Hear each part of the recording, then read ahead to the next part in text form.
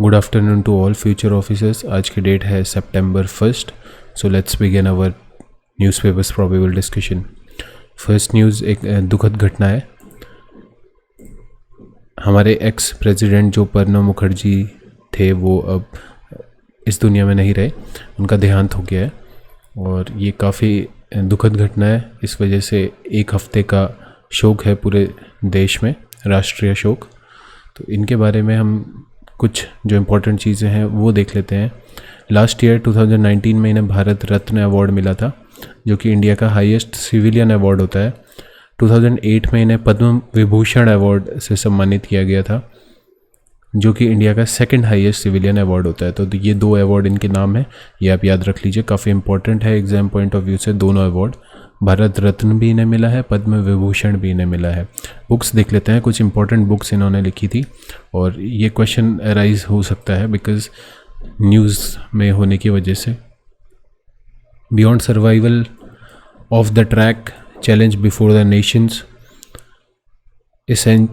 A century history of Indian National Congress and the making of Indian nation, thoughts and reflection, dramatic decade, the turbulent year and the coalition years।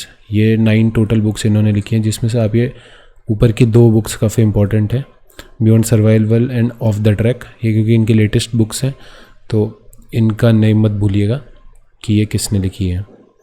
ध्यान दीजिएगा, ये हमारे 13 president थे India के। Next news, supreme Court ने impose किया है 1 रुपये का फ़ाइन। ये पेन में थोड़ा सुप्रीम कोर्ट ने इम्पोज किया है 1 रुपये का फ़ाइन ऑन भूषण जी, जो कंटेम्प्ट ऑफ कोर्ट का केस चल रहा था प्रशांत भूषण जी के ऊपर। अब 1 रुपये का फ़ाइन किया है तो वो इनको just as a Supreme Court ने रियलाइज़ कराया है कि फ़ाइन देना होगा। इट मीन्स एक फ़ाइन देना मतलब एक डिसीज़न आना, और फ़ाइन तो चाहे 1 रुपये हो चाहे 1 करोड़ हो, फ़ाइन तो फ़ाइन होता है। तो उस संबंध में आप ये देखिए, 1 रुपये मत देखिएगा, ये मत देखिए कि 1 रुपये है, फ़ाइन इम्पोज किया है। हमें इसमें से इम्पॉर्टेंट जो चीज़ है, कंटेम्प्ट ऑफ कोर्ट कौन कौन से आर्टिकल में मेंशन है ये याद होना चाहिए। अब तक वैसे आपको याद हो गया होगा। आर्टिकल 129 इंडियन कॉन्स्टिट्यूशन पावर देता है सुप्रीम कोर्ट को to punish for contempt for itself. Article 215 High Court को पावर देता है to punish for contempt for itself. Article 142 जो है वो सुप्रीम कोर्ट को इन्वेस्टिगेशन एंड पनिशमेंट की पावर देता है किसी भी पर्सन के ऊपर। तो इसमें इन्वेस्टिगेशन भी इंक्लूड हो जाता है। तो आर्टिकल 142 की बात हो रही है।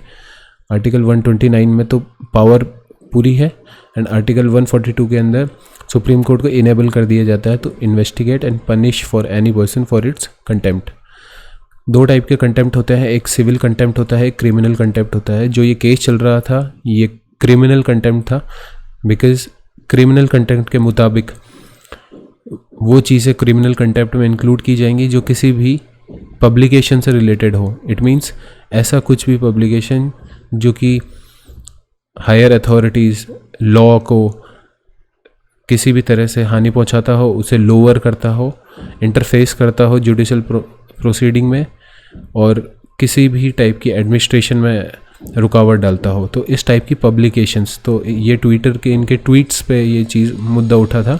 तो ट्वीट्स एक काइंड का पब्लिकेशन है जो कि सोशल मीडिया पे पोस्ट किए गए थे, तो एक टाइप काइंड ऑफ पब्लिकेशन है वो।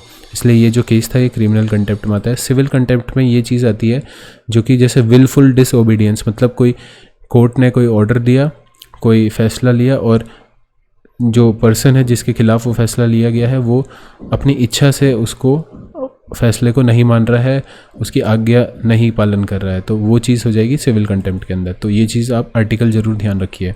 Next news, PLA aggression blocked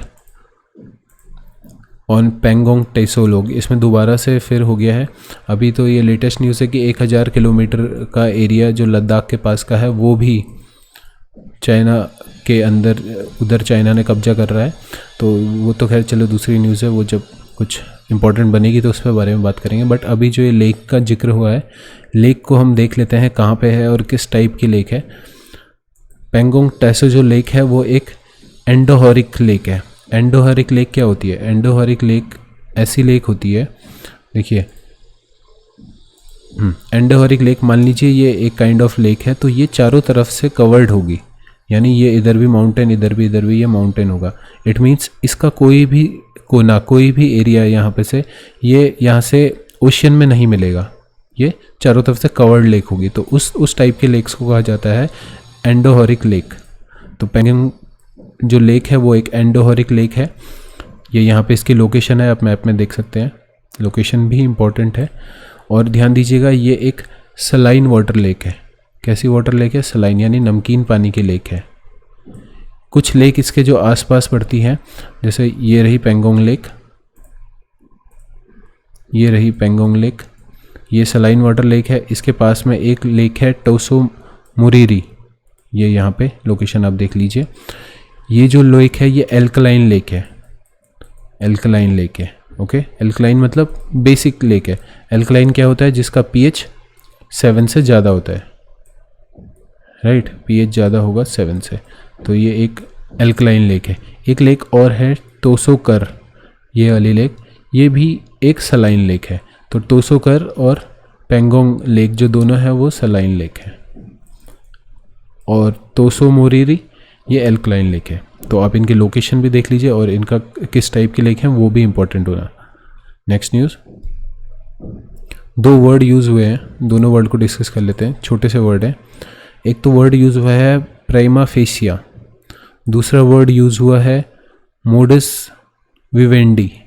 तो पहले प्राइमा फेसिया देख लेते हैं। प्राइमा फेसिया एक लैटिन एक्सप्रेशन होता है जिसका मतलब होता है कि फर्स्ट एनकाउंटर या फिर फर्स्ट साइट।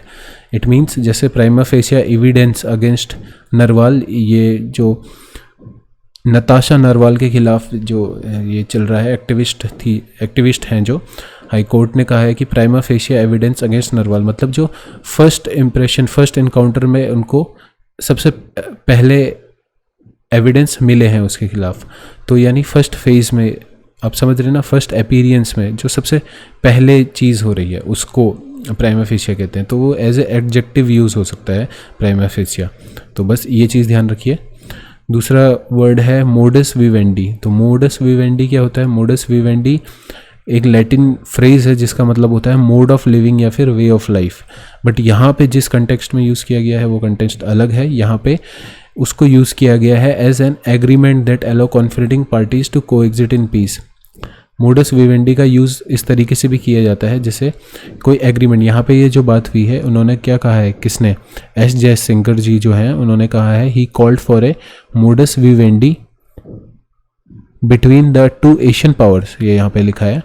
तो उसका मतलब क्या हुआ? इन्होंने जो 2 एशियन पावर्स हैं यानी इंडिया एंड चाइना, उनके लिए कहा है कि मोडस विवेंडी होनी चाहिए इनके बीच में। इट मीन्स एक ऐसा एग्रीमेंट होना चाहिए जो कि पीस को इस्टेब्लिश करे।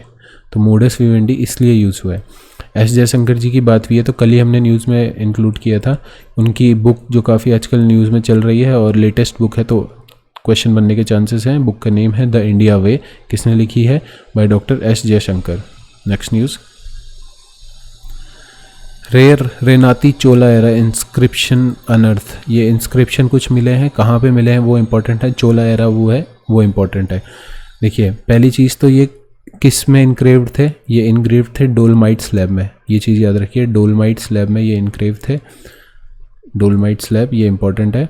दूसरी चीज़ कहाँ पे मिले हैं? आंध्र प्रदेश में मिले हैं और लंका मल्ला फॉरेस्ट में मिले हैं। तो लंका मल्ला फॉरेस्ट आंध्र प्रदेश के जो कि कडापा डिस्ट्रिक्ट में आता है, वहाँ पे ये मिले हैं। फॉरेस्ट का नेम इम्पोर्टेंट है, स्टेट का नेम इम्पोर्टेंट है, किस स्टोन पे मिले हैं वो इम्पोर्टेंट है। डोलमाइट रॉक जो होती है उसके डोलमाइट स्लैब्स उस पे मिले हैं। और चोला डायनेस्टी की बात हुई है, इसमें चोला एरा की बात हुई है। तो चोला जो डायनेस्टी थी वो इस्टेब्लिश किसने करी थी? मतलब सबसे पहले किस ने वो अपना कैपिटल कहीं पे इस्टेब्लिश किया था चोला का? चोला को अस्तित्व में लेके आए थे विजयलाया चोला जी। विजयलाया चोला जी 1846 से 907 AD तक, और इन्होंने तंजौर को कैप्चर किया था पांड्या से और तंजौर को फिर कैपिटल बनाया था चोलास का। ओके, तो ये चीज़ ध्यान रखिएगा, विजयलाया चोला। लास्ट देख लेते हैं, छोटी सी न्यूज़ है, बस एक फेस्टिवल का नेम इसमें थोड़ा सा इम्पोर्टेंट है, बाकी तो कुछ ऐसा खास है नहीं। हिसिंचू इंटरनेशनल काइट फेस्टिवल हो रहा था, तो वहाँ पे एक इंसिडेंट हो गया था। एक छोटी लड़की पावरफुल विंड उसको उड़ा के ले गई थी और उसके साथ जो वो होता है, जो ये काइट फेस्टिवल होता है, इसमें बड़े बड़े एक टाइप के आप ये लगा लीजिए कपड़े यूज़ होते हैं, और वो बहुत लाइट वेट उस टाइप का कुछ, और उसके साथ वो उसके गले में स्टक हो गया और वो काइट उसको अपने साथ ले गई, तो बट वो सेफ़ है। तो ये फेस्टिवल कहाँ पे सेलिब्रेट होता है ये चीज़ हमें जानना है, बाकी तो कुछ है नहीं। हिसानचू इंटरनेशनल काइट फेस्टिवल है और ये सेलिब्रेट किया जाता है ताइवान में। आज के डिस्कशन में इतना ही था। अब आपसे मुलाकात कल होगी, कल मॉर्निंग में आपसे मिलते हैं। तब तक के लिए thank you so much. And exam CAPF के लिए सिर्फ 3 महीने बचे हैं। आज सितंबर 1 है, 20 दिसंबर को आपका एग्ज़ाम होना है। तो all the best. I hope आप सबकी प्रिपरेशंस अच्छी चल रही हों। एंड UPSC की प्री का एडमिट कार्ड भी आ चुका है, तो आई होप आप लोगों ने वो डाउनलोड कर लिया हो। आज के लिए इतना ही था। थैंक यू एंड जय हिंद।